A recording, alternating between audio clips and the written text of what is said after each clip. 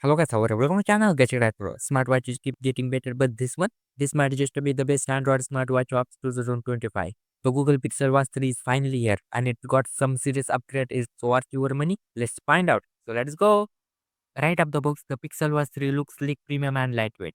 Google has refined the design with a trainer piece, a larger display, and a more comfortable fit. Still got that signature round look, but this time with a stronger, safer crystal glass and titanium casing for extra reliability. The 1.3-inch OLED display is super bright and crisp. Even under sunlight and with a faster Snapdragon W8 Gen 2 chip. This thing flies through apps, notification and Google Assistant commands. No more leak, just a smooth performance. Fitness lover, you are gonna love this. The Pixel Watch 3 comes with advanced health tracking. Powered by Fitbit, you get 24/7 heart rate monitoring.